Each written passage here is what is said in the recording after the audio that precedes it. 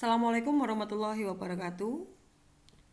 Di sini Bu Vita akan menjelaskan klasifikasi material terkait material teknik yang akan kita gunakan, di mana secara alamiah bahan adalah suatu materi dari mana suatu benda itu dibentuk.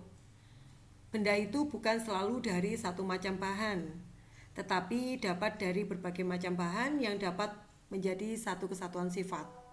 Secara umum, material teknik dapat diklasifikasikan seperti di bawah ini.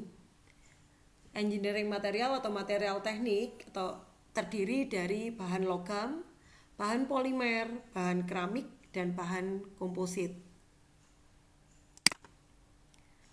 Di sini dicontohkan untuk pemilihan bahan pada pesawat terbang. Tentunya untuk pemilihan bahan pada pesawat terbang tidak hanya terbatas hanya satu material atau satu bahan, tapi terdiri dari beberapa macam bahan.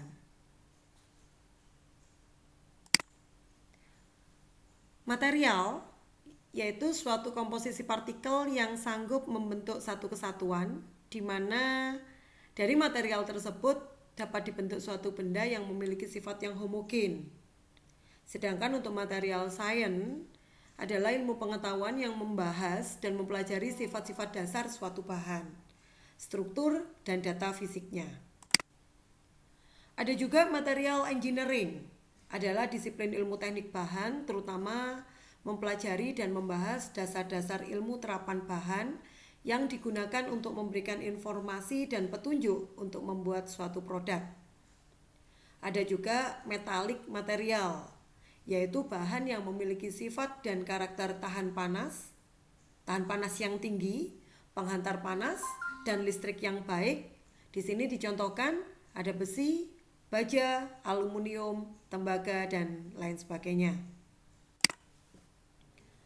Kita juga mengenal adanya ferrous metals dan alloys. Adalah bahan logam besi yang mengandung paduan unsur lain dalam prosentase yang tinggi. Ada juga bahan non-ferrous metals dan alloy. Adalah bahan logam dan logam paduan yang tidak mengandung unsur besi, dan apabila ada kandungan besi di dalamnya, tentunya dalam persentase yang sangat kecil sekali. Di sini contohnya adalah aluminium, kuprum, zinc, Zn ini adalah seng, nikel, timah, dan lain-lain. Dan selanjutnya di sini kita mengenal keramik metals. Adalah bahan yang komposisinya terjadi atas bahan logam dan non-logam. Bahan keramik biasanya bersifat keras tapi rapuh, serta memiliki sifat suhu cair yang sangat tinggi, di atas 4000 derajat Celcius. Dan yang selanjutnya ada polymeric materials, adalah bahan yang memiliki sifat utama berantai yang panjang. Di sini ikatan molekulernya yang panjang, atau memiliki jaringan yang berelemen dengan berat yang rendah. Dicontohkan ada karbon, hidrogen, oksigen, nitrogen, dan seterusnya. Ada juga contoh yang lain yaitu polystyrene, solvinil klorida, atau PVC. Ada komposit material, adalah bahan yang eksistensinya terjadi karena percampuran dari dua atau lebih macam bahan-bahan yang lain, yaitu dapat terjadi dari komposisi bahan logam, keramik, dan polimer. Di sini dicontohkan fiberglass, epoksimetrik, dan lain-lain. Dan ada juga elektronik material, adalah bahan yang khusus digunakan untuk komponen-komponen suku cadang dalam industri pelistrikan, terutama dalam bidang mikroelektrik. Contohnya silikon, fiber optik, kalium, arsenida, konduktor, dan superkonduktor. Ini ada contohnya yaitu epoksimetrik. Ini secara umum sifat-sifat dari bahan industri.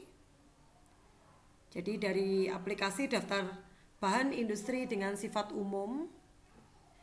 Logam, aplikasinya seperti apa, untuk apa, dan sifat secara umum seperti apa. Di sini salah satu contoh misalnya tembaga sebagai kawat penghantar secara umum sifatnya adalah penghantar listrik, sangat baik dan mudah dibentuk. Di sini ada besi tuang untuk blok mesin sebagai silinder block maupun head cylinder block. Di sini mampu cor dan mampu potong dan sifatnya adalah keras. Secara umum seperti itu. Ferrosilikon atau Fe dengan kadar silikon 3%. Di sini aplikasinya digunakan untuk berbagai motor dan generator. Sifat umumnya secara umum bersifat ferromagnet yang sangat baik. Ada juga logam paduan baja. Secara umum di sini mudah diproses dengan pelakuan panas atau heat treatment.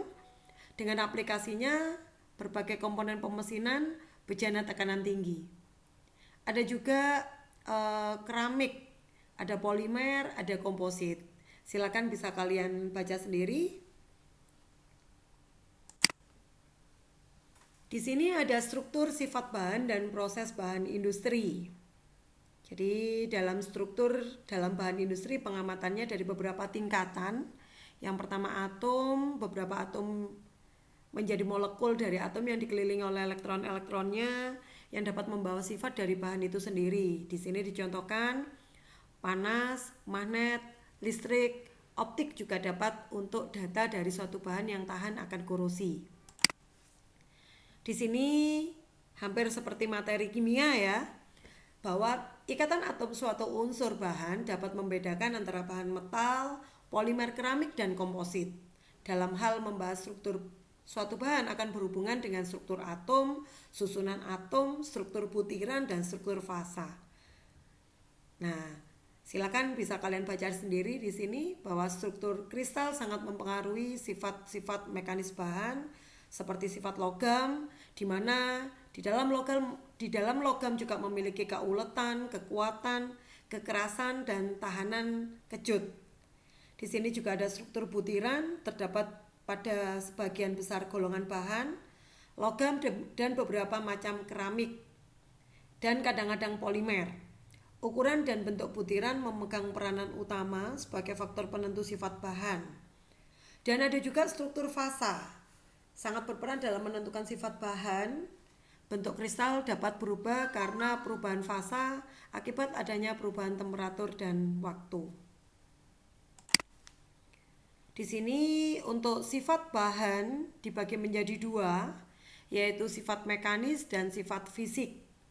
Sifat mekanis yaitu suatu bahan adalah sifat yang menyatakan bagaimana bahan itu bersikap terhadap gaya atau tekanan yang bekerja padanya. Sifat mekanis bahan yang paling umum diantaranya adalah kekuatan, keuletan, kekerasan, regangan, dan lain sebagainya. Sifat-sifat yang penting dari sifat mekanis adalah tahanan gesek, tahan benturan, tahan kejutan, dan lain sebagainya. Yang kedua adalah sifat fisik. Yang termasuk sifat fisik bahan adalah listrik, magnet, optik, panas, lentur, dan sifat kimia. Sifat fisik bahan tergantung dari dua hal, yaitu struktur bahan dan prosesnya. Ini adalah perbedaan sifat mekanis dan sifat fisik bahan.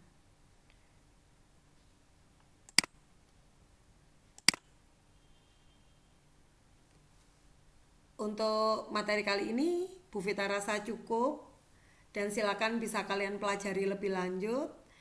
Dan video ini atau rekaman dari apa yang Bu Vita sampaikan pagi ini akan Bu Vita upload, saya unggah di kelas belajar. Silakan kalian bisa mengakses kelas belajar dan selamat belajar. Assalamualaikum warahmatullahi wabarakatuh.